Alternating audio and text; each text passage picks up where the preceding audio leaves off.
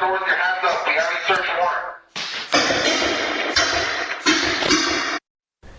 Now to this, a quiet Tahunga neighborhood rocked by flashbangs. Federal agents storm a property tied to the shocking allegations of sex trafficking.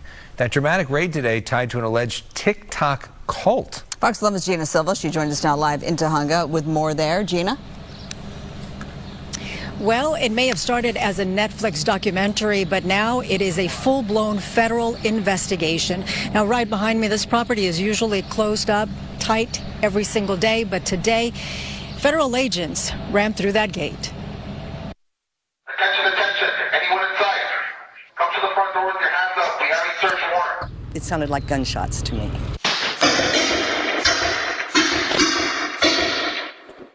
In the early morning hours, local and federal law enforcement arrived in this quiet Tahunga neighborhood to serve a search warrant, alleging sex trafficking, money laundering, tax evasion, mail fraud, and COVID-19 pandemic-related fraud. It's really, really creepy, and this is a really great, quiet little community, and a lot of families. They must have rammed the gate to get in there. Look at that. The front gate of the property lies mangled and twisted, clear evidence of a forced entry.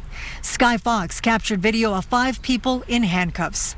This is the same location tied to Shekinah Church and 7M Films, both at the center of serious allegations in a Netflix documentary released in May 2024. 7M, an entertainment company founded by Robert Shin, who's also the pastor of LA-based Shekinah Church. The documentary, titled Dancing for the Devil, the 7M TikTok cult, alleges emotional and psychological manipulation. It started out fairly innocuous, but the control slowly grew. If I remember correctly, this was a documentary that I actually watched a little bit of on Netflix, where the center or the focus was largely tied to a girl that also had a sister, and her name was Miranda, I believe. If I'm not mistaken.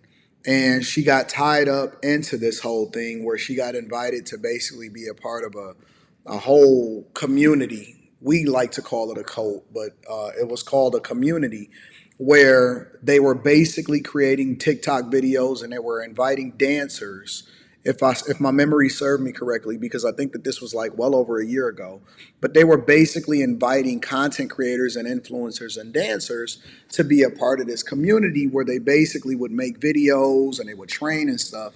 But the creepy part about it was that it was ran by this guy, and he was a pastor, and they owned this house where all of these creators basically went, and they created all of this content.